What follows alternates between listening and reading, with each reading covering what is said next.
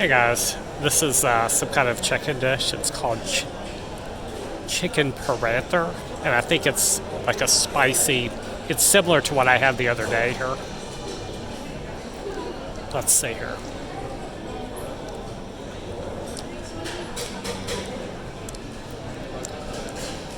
Yeah, it's just a spicy chicken with some bread.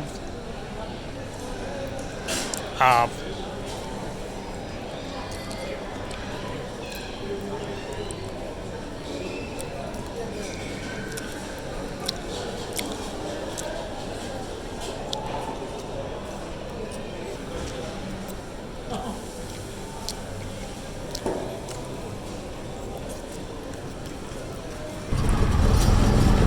Hey guys, so I am taking off from the Ambience Mall in Gurugram. I'm headed south all the way to check out a park just to see what it's like down there. And so it's about 7 miles south, pretty far.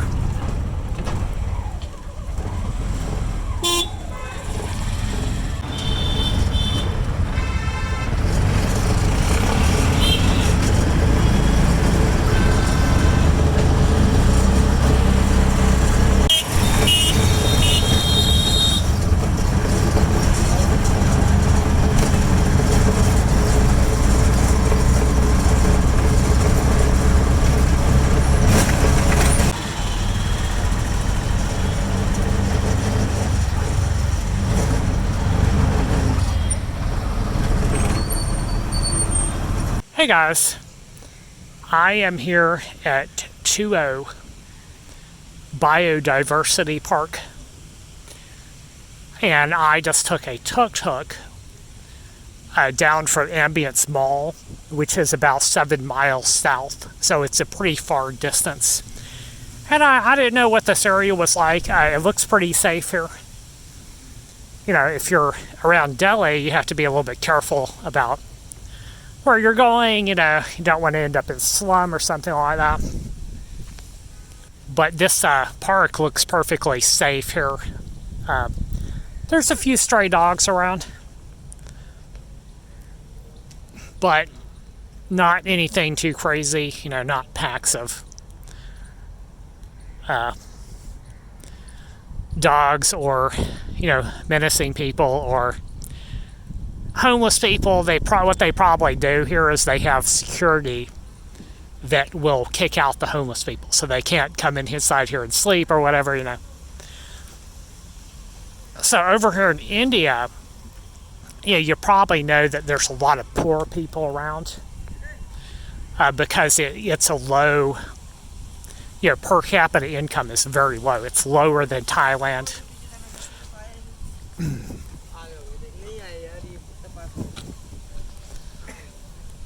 So there's a lot of poor people around, and you can see them, you know. And what I think is probably going on there is that you have some Indians who are, say, like a billionaire. You know, they have their own company. There's some billionaires, you know, in India, and then there's a lot of people who just live on the street, you know. So this place is perfectly cool looking.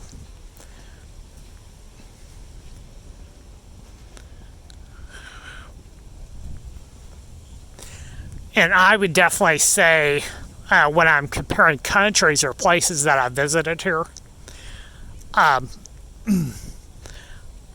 this is probably one of the poorest. Now, Cambodia is also poor, but you know, it's not as noticeable to see all these poor people hanging around like you got shanty towns and places like this in Delhi. But I think that is just because it has a really big population versus Cambodia, where you don't have that many people around, right? So it's more noticeable here.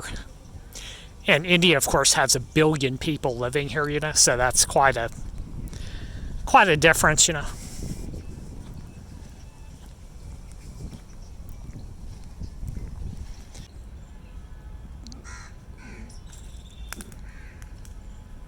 Gymnosperms section. So I think that may have to do with pine trees here.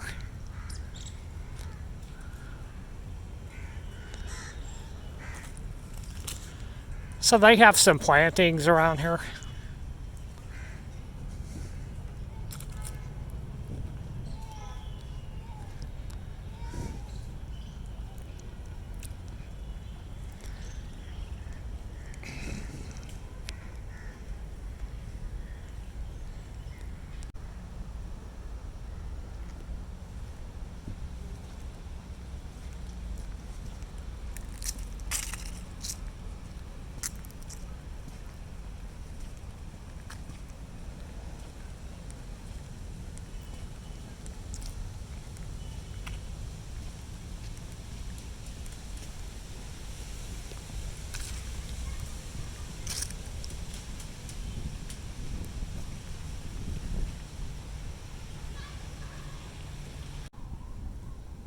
So as you can see, guys, there's basically hardly anybody here.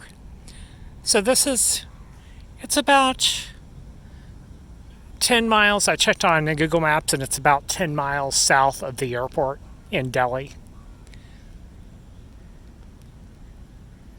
So no beggars, no salespeople, nobody like this around. If you obviously if you go to the center of Delhi, which is about 25 miles north, then it's going to be crowded, people shoving and stuff like that. So it's pretty interesting, you can find a place like this.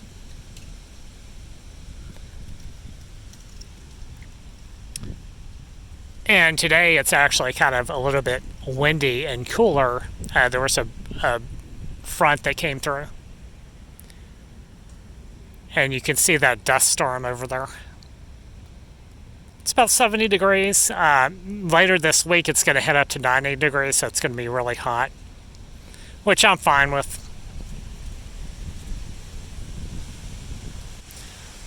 So for my second part of my India trip, I am going to be going to South of India.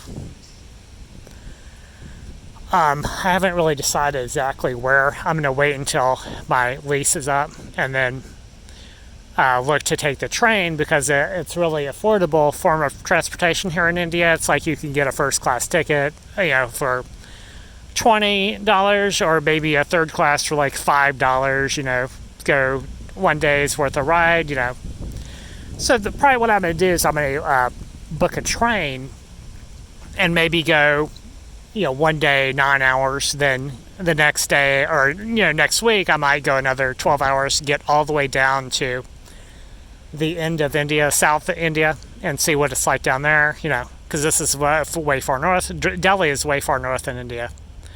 So it's not very far south. And it's capital, it's a big city, but the south is different, so I'm going to go and check that out. It's obviously going to be more tropical down there. So we'll see how that goes.